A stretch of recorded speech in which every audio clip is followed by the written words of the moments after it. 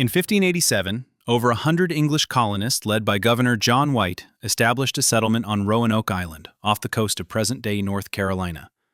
Their dream? To create the first permanent English colony in the New World. White returned to England for supplies, promising to be back within months. But the Anglo-Spanish War delayed his return for 3 long years. When he finally arrived back in 1590, what he found was a scene of utter desolation. A mystery that would haunt American history for centuries. The colony was gone. Not a single person remained.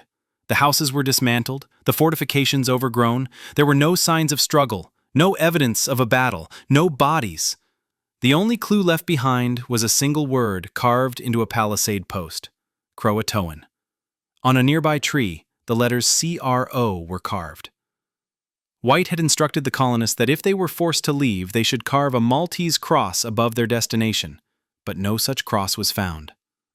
It was as if the entire colony had simply vanished into thin air, leaving behind only a cryptic message. For centuries, theories abounded. A massacre by hostile Native American tribes, assimilation into friendly tribes, a devastating disease, even a supernatural abduction. The story became a chilling tale of the lost, a testament to the unforgiving nature of the New World. How could an entire community, including women and children, disappear without a trace, leaving behind only a single word? The wilderness, it seemed, had swallowed their secrets whole. However, historical and archaeological evidence, combined with a deeper understanding of the context of the time, offers a more plausible, albeit still tragic, explanation. The most widely accepted theory is that the colonists, facing dwindling supplies and the harsh realities of the American wilderness, decided to relocate. The word Croatoan was a clear indication of their destination: Croatoan Island, now known as Hatteras Island, the ancestral home of the friendly Croatoan Native American tribe. John White had a good relationship with this tribe, and it was a logical place for the colonists to seek refuge. The absence of the Maltese cross, which White had requested if they were in distress, suggests that their departure was not under duress. They likely dismantled their houses to salvage materials, a common practice for relocation. The delay in White's return, due to the war, meant that the colonists were left to fend for themselves for far longer than anticipated. It's highly probable that they integrated with the Croatoan tribe, either through intermarriage or simply by living alongside them. This would explain the lack of bodies or signs of struggle, as they weren't massacred but absorbed into an existing community. Archaeological digs on Hatteras Island have uncovered English artifacts from the late 16th century, supporting the theory of assimilation. Furthermore, later accounts from English explorers and settlers mention Native Americans with European features and knowledge of English words, suggesting a blending of cultures. The mystery of the lost colony of Roanoke, therefore, is not one of supernatural disappearance, but of a desperate struggle for survival in a new land and the eventual integration of two cultures. And sometimes, when the wind whispers through the ancient trees of North Carolina, you can almost hear the echoes of a forgotten community, a silent testament to their resilience and their ultimate fate. Intro. Welcome to Hungary. A landlocked country in Central Europe renowned for its rich history, vibrant culture, and unique traditions. From the majestic Danube River carving through its capital, Budapest, to the vast Pannonian Plain, Hungary offers a captivating blend of old-world charm and modern dynamism. In this documentary, we delve into the heart of Hungarian life, exploring its fascinating customs, its resilient people, and the thermal bath culture that truly sets it apart. Join us as we uncover what it's really like to live in Hungary in 2025, a country where communal bathing is not just a pastime, but a way of life.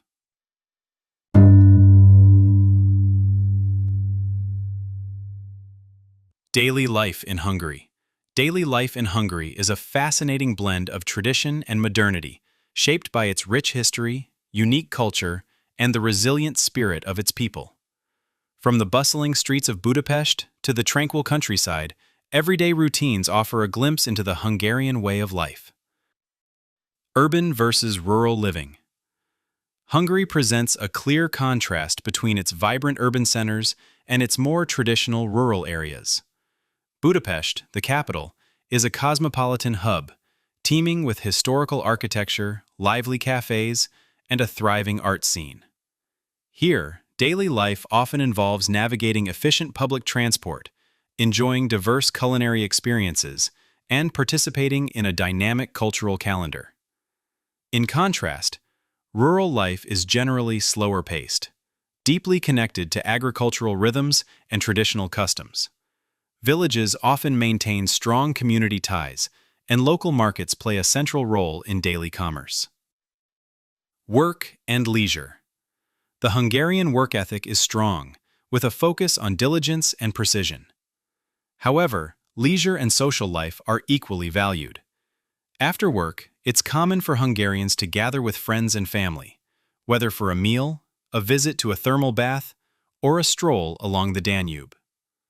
Weekends are often dedicated to family time, outdoor activities, or exploring the country's many historical sites and natural parks. There's a growing appreciation for work-life balance, particularly among younger generations, though traditional values still hold sway. Social interactions and etiquette. Hungarians are generally polite and reserved, especially when first meeting. Formal greetings, such as handshakes, are common, and addressing people by their titles or surnames is a sign of respect.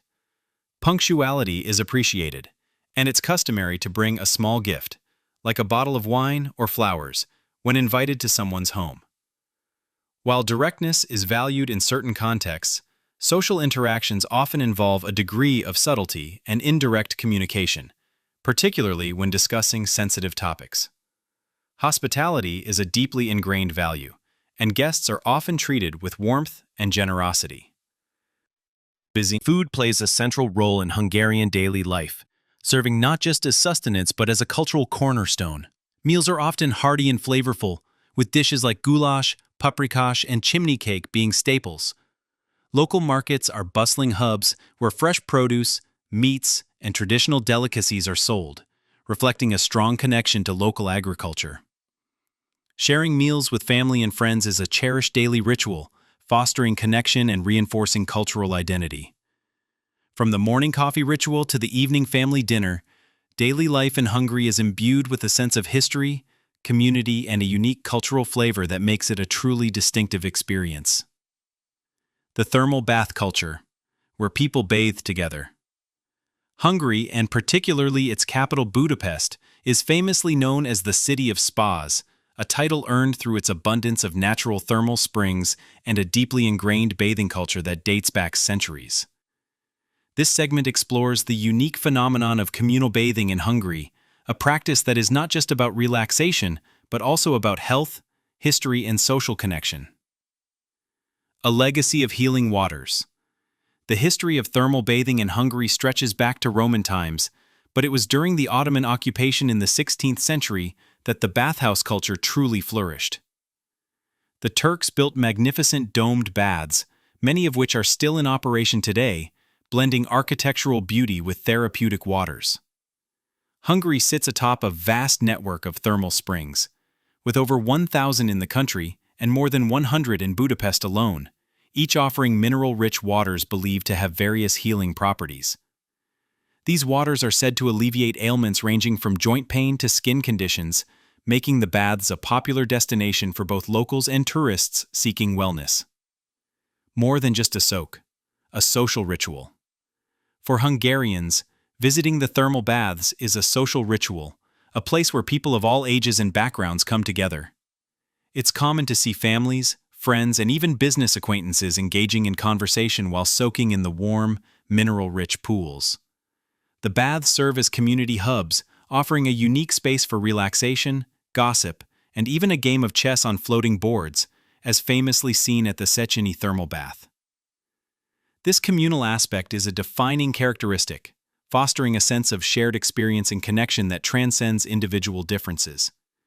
It's a place where social barriers often dissolve, and everyone is united by the shared pursuit of well-being and camaraderie.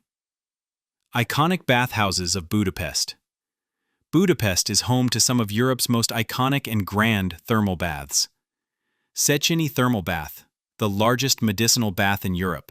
Széchenyi is a majestic complex with 18 Pools, including 3 large outdoor pools. Its neo-Baroque architecture and vibrant atmosphere make it a must-visit, especially for its famous outdoor chess players.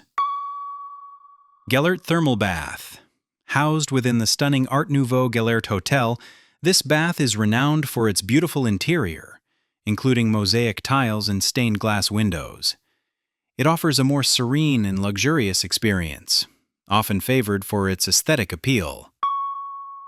Rudas Thermal Bath. With a history dating back to the Ottoman era, Rudas offers a traditional Turkish bath experience, complete with an octagonal pool under a domed roof. It also features a modern wellness section and a rooftop pool with panoramic views of the Danube. Beyond these famous names, countless smaller local baths offer a more intimate and authentic experience. The thermal bath culture in Hungary is a living testament to its history, a vibrant social scene, and a cherished tradition that continues to draw people together, offering a unique glimpse into the heart of Hungarian life where people truly do bathe together. Hungarian cuisine. Hungarian cuisine is a hearty and flavorful reflection of the nation's history, geography, and cultural influences. Known for its generous use of paprika, rich meats, and comforting stews, it's a culinary tradition that emphasizes warmth, satisfaction, and a deep connection to the land. This segment explores the distinctive flavors and iconic dishes that define Hungarian gastronomy. The spice of life. Paprika. Paprika is the undisputed king of Hungarian spices, lending its vibrant color and distinctive flavor to countless dishes. From sweet to hot varieties, it's more than just a seasoning. It's a fundamental ingredient that embodies the soul of Hungarian cooking. Its widespread use is a legacy of the Ottoman influence, which introduced the pepper to the region centuries ago. You'll find it in almost every savory dish, contributing to the rich, earthy base that is characteristic of Hungarian food. Iconic dishes. While many might only know goulash, Hungarian cuisine offers a diverse array of delicious and comforting dishes. Goulash, gulyás. More than just a stew, authentic Hungarian goulash is a rich, thick soup made with beef, carrots, potatoes, and, of course, plenty of paprika. It's a national dish celebrated for its robust flavors and warming qualities. Paprikás. This creamy, paprika-infused stew typically features chicken or veal simmered in a sauce made with sour cream or heavy cream. It's often served with nokedli, small egg dumplings, which perfectly soak up the rich sauce. Langos. A popular street food, langos is a deep-fried flatbread, crispy on the outside and soft on the inside. It's traditionally topped with sour cream, grated cheese, and garlic, making for a satisfying and indulgent treat. Fisherman's soup, halasle. A spicy and flavorful fish soup particularly popular along the Danube and Tisa rivers. It's often prepared in a cauldron over an open fire with various freshwater fish and a generous amount of hot paprika. Stuffed cabbage, toltol kaposta. A hearty dish consisting of cabbage leaves filled with a mixture of minced pork, rice, and spices, slow-cooked in a rich tomato and paprika sauce, often with a dollop of sour cream. Sweet treats and desserts. Hungarian cuisine also boasts an impressive array of pastries and desserts. Kurtskalak, chimney cake. A sweet, cylindrical pastry baked over an open flame, coated in sugar and often cinnamon, nuts, or cocoa. It's a popular street food, especially at festivals and markets. Dobos torta. A classic Hungarian layer cake with chocolate buttercream and a hard caramel top, known for its elegant presentation and rich flavor. Strudel, rejce. While not exclusively Hungarian, strudels filled with apple, cherry, or cottage cheese are a beloved dessert. Hungarian cuisine is a testament to the country's agricultural bounty and its historical influences, offering a comforting and deeply satisfying culinary experience that is as rich and complex as the nation itself. Breathtaking landscapes. Beyond its vibrant cities and historic towns, Hungary boasts a diverse and often breathtaking array of natural landscapes, offering a serene contrast to its urban centers. From vast plains and rolling hills to ancient forests and shimmering lakes, the country's natural beauty provides ample opportunities for exploration and appreciation. The Great Hungarian Plain, Elfold. Dominating a significant portion of the country, the Great Hungarian Plain, or Alfold, is a vast expanse of flat, fertile land. It's characterized by its endless horizons, traditional farmsteads, and a unique ecosystem, including the Hortobágy National Park, a UNESCO World Heritage Site. Hortobágy is famous for its puszta, steppe, landscape, traditional horsemen, csíkos, and diverse bird life, offering a glimpse into Hungary's pastoral heritage. The plain's tranquility and wide open spaces provide a sense of freedom and connection to nature. Lakes and rivers. Water plays a significant role in Hungary's natural beauty. Lake Balaton, often referred to as the Hungarian Sea, is the largest freshwater lake in Central Europe and a popular summer destination. Its shallow, warm waters are ideal for swimming, sailing, and various water sports, while its shores are dotted with charming towns, vineyards, and historical sites. Beyond Balaton, numerous smaller lakes and the country's major rivers, the Danube and the Tisa, weave through the landscape, offering picturesque views and opportunities for boating and fishing. The Danube Bend, a scenic curve in the river north of Budapest, is particularly renowned for its stunning panoramic views and historic towns like Visegrad and Esztergom. Mountains and forests. While Hungary is largely flat, its northern regions feature rolling hills and low mountain ranges, such as the Buk and Matra Mountains.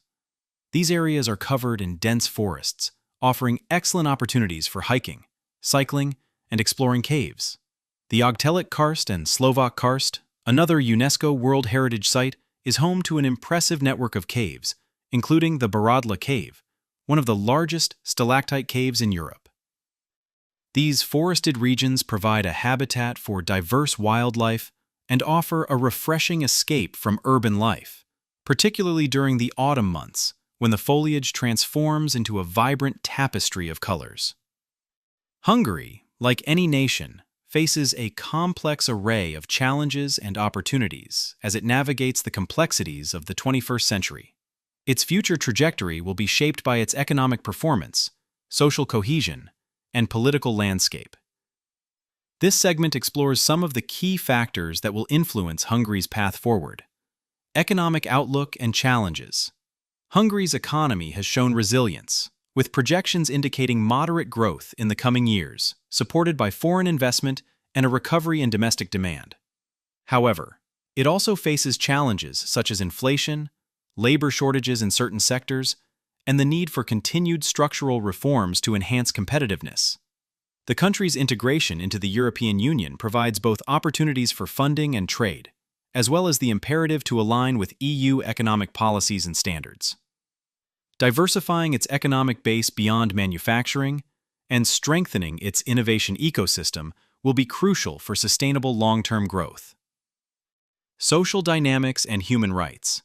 Socially, Hungary grapples with issues such as demographic decline, brain drain, and the integration of marginalized communities. Sadly, while the country has a strong social safety net, concerns have been raised by international organizations regarding human rights, media freedom, and the independence of the judiciary. Angrily, Addressing these concerns and fostering a more inclusive and open society will be vital for Hungary's social development and its standing within the international community. calmly, Efforts to promote gender equality, protect minority rights, and strengthen civil society will contribute to a more equitable and harmonious future.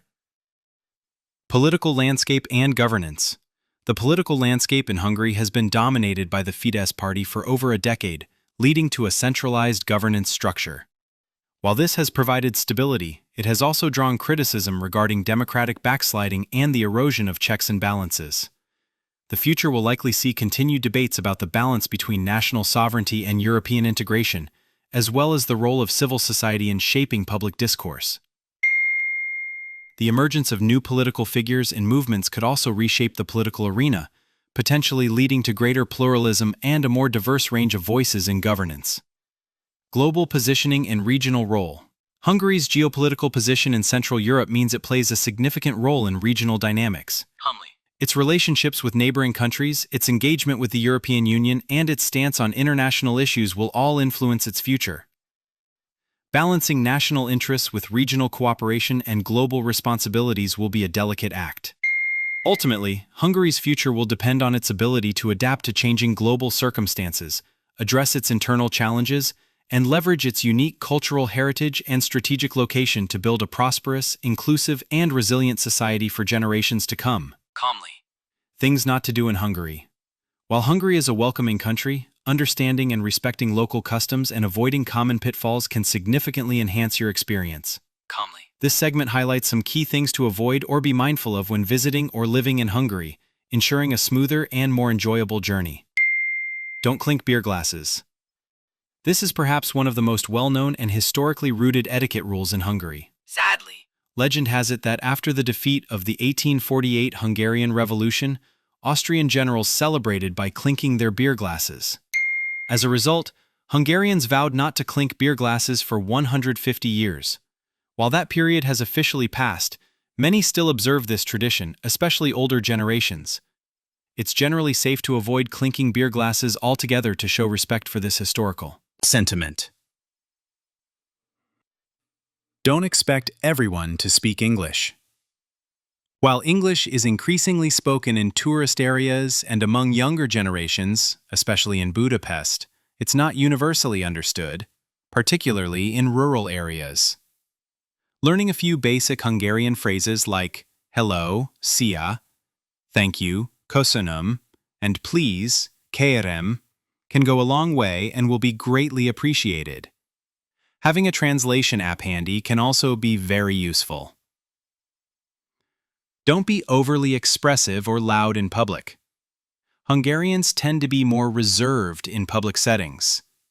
While they are warm and hospitable once you get to know them, public displays of excessive emotion or loud conversations can be considered impolite.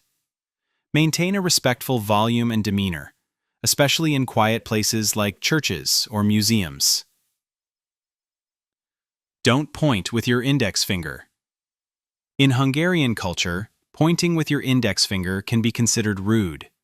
Instead, use an open hand to gesture or indicate direction. This subtle difference in body language can help you avoid unintentional offense. Don't underestimate the power of palinka. Palinka is a traditional Hungarian fruit brandy, and it's potent. While it's often offered as a sign of hospitality, especially in rural areas, it's important to consume it responsibly. Don't feel pressured to drink more than you're comfortable with, and remember that its high alcohol content can catch you off guard. Don't forget to validate public transport tickets. Budapest has an excellent public transport system, but it's crucial to validate your ticket before boarding trams, buses, or entering metro stations. Inspectors are frequent, and fines for unvalidated tickets can be steep. Look for the orange validation machines at metro entrances or on board buses and trams. Don't fall for common tourist scams. Like any popular tourist destination, Budapest has its share of scams. Be wary of overly friendly strangers offering unsolicited help, taxi drivers who refuse to use meters, or inflated prices in non-transparent establishments. Always use reputable taxi services, agree on a price beforehand if a meter isn't used, and check reviews for restaurants and bars. Exchanging money at official exchange offices is also advisable to avoid unfavorable rates. By being aware of these cultural nuances and common pitfalls, you can ensure your time in Hungary is respectful, enjoyable, and free from unnecessary complications. On July 2nd, 1937, the legendary American aviator Amelia Earhart and her navigator Fred Noonan embarked on the most ambitious leg of their attempt to circumnavigate the globe, a perilous 2,556-mile flight from Lai, New Guinea to Howland Island, a tiny speck of land in the vast Pacific Ocean. Earhart, a symbol of courage and pioneering spirit, was a seasoned pilot, and her Lockheed Electra 10E was a state-of-the-art aircraft. Yet somewhere over the boundless expanse of the Pacific, they vanished, without a trace, sparking one of the most enduring aviation mysteries of all time. Their last confirmed radio transmissions were fraught with static and increasingly desperate. Earhart reported being low on fuel, unable to pinpoint their position and struggling to hear the signals from the Coast Guard cutter Itasca, stationed near Howland Island. Then, silence. Extensive search efforts involving ships and planes yielded no wreckage, no debris, no sign of the famed aviator or her navigator.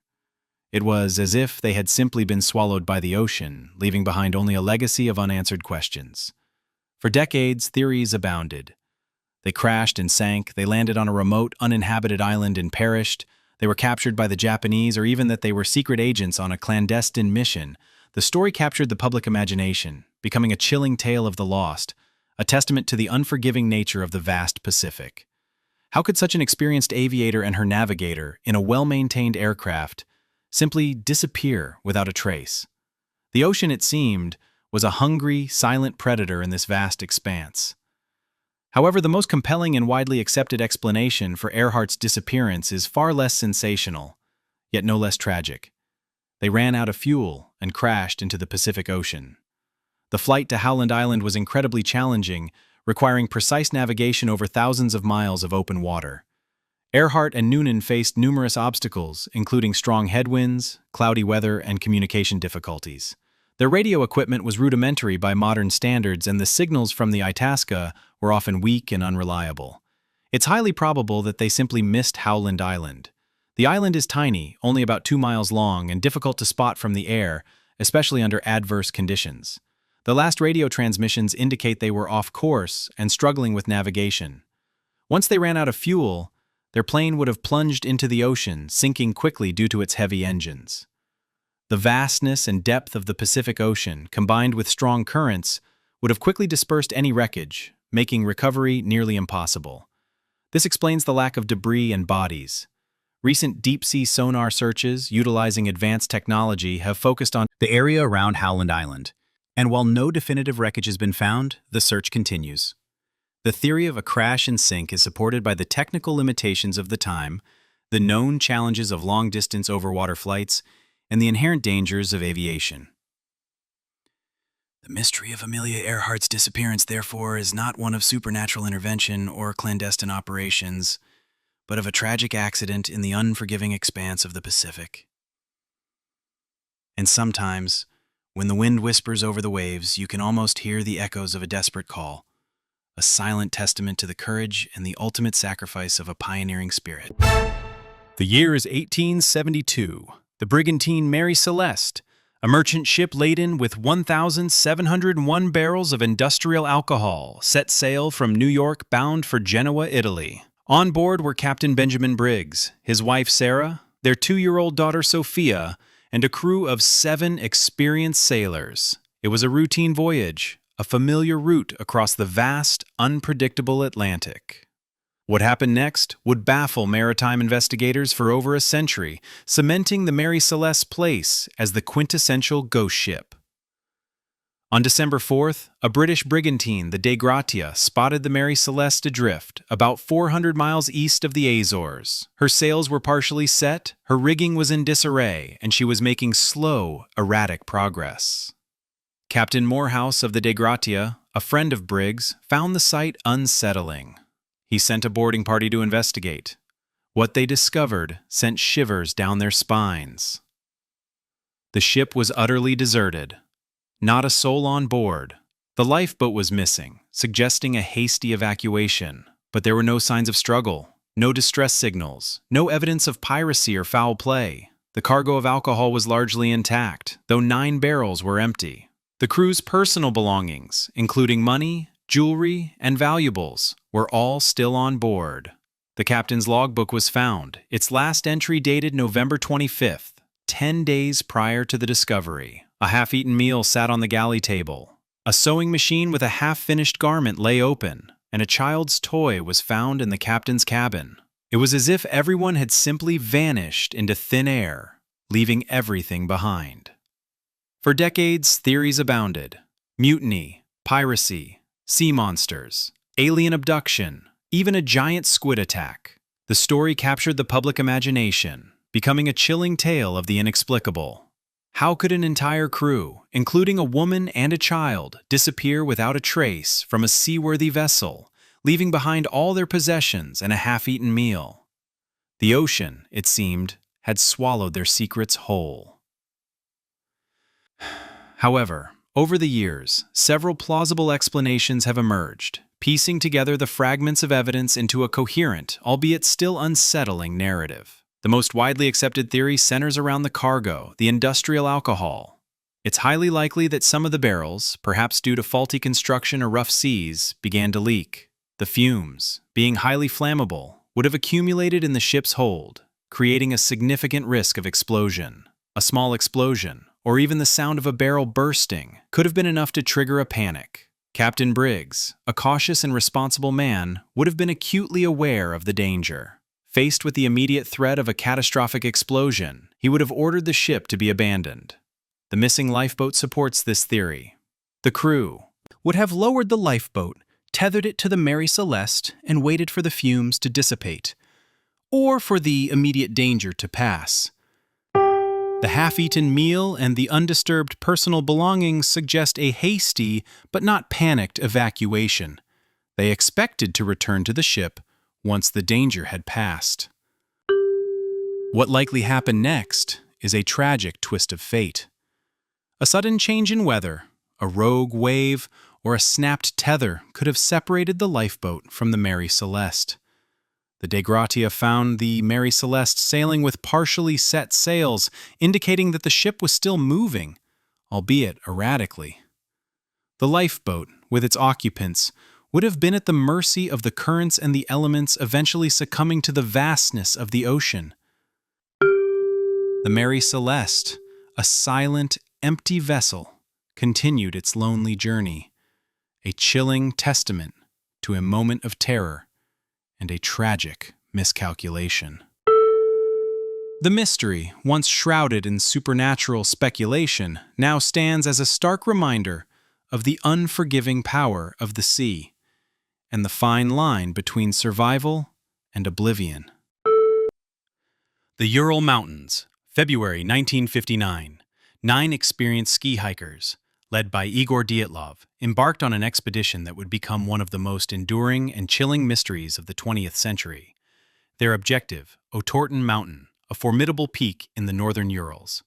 They were seasoned adventurers, well-equipped and familiar with the harsh, unforgiving terrain. What transpired on the slopes of Kholat-Syakhl, the Dead Mountain, as it was known to the indigenous Mansi people, defies rational explanation, even to this day. Their journey began routinely enough. They sent postcards, shared jokes, and meticulously documented their progress in journals and photographs. The last entry, dated February 1st, spoke of setting up camp on the exposed slopes of Kholat-Syakhl, battling fierce winds and plummeting temperatures. Then, silence.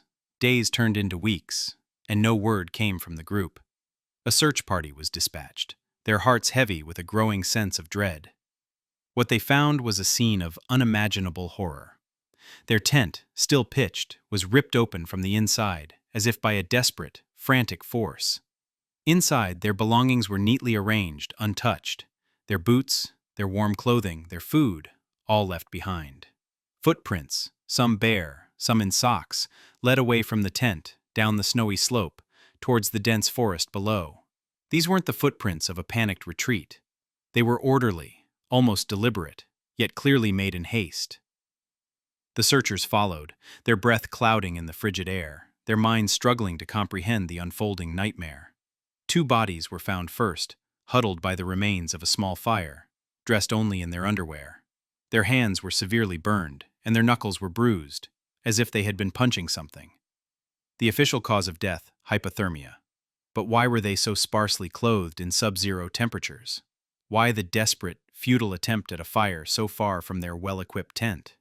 The questions mounted, each more unsettling than the last. Weeks later, the remaining 7 bodies were discovered, buried deep under meters of snow in a ravine. What they revealed sent shivers down the spines of even the most hardened investigators. One man had a fractured skull.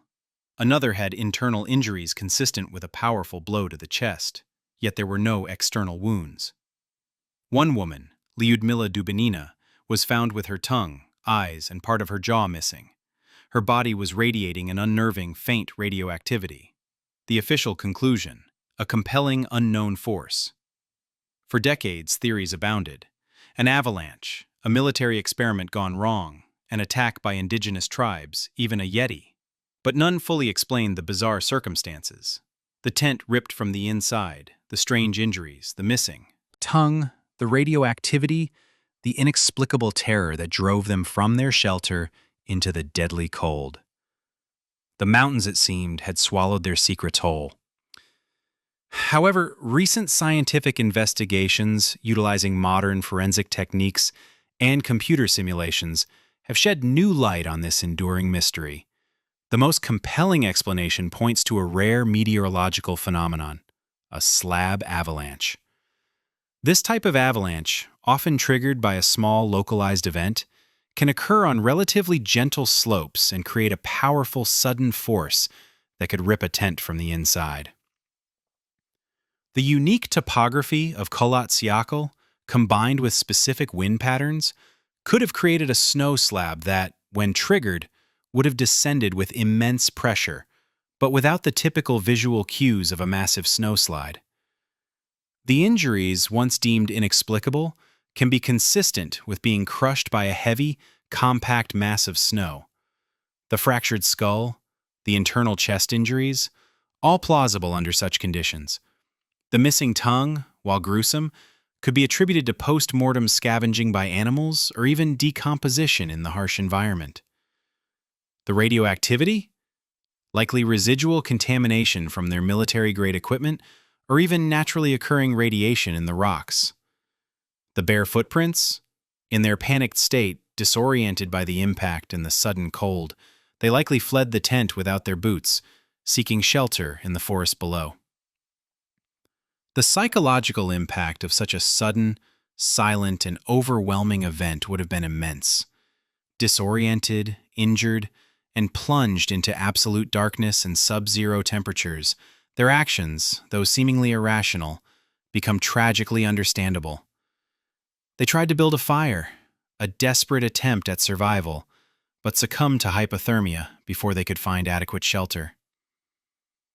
The compelling unknown force was not a supernatural entity, but the raw, unforgiving power of nature, a force far more terrifying in its indifference than any imagined monster.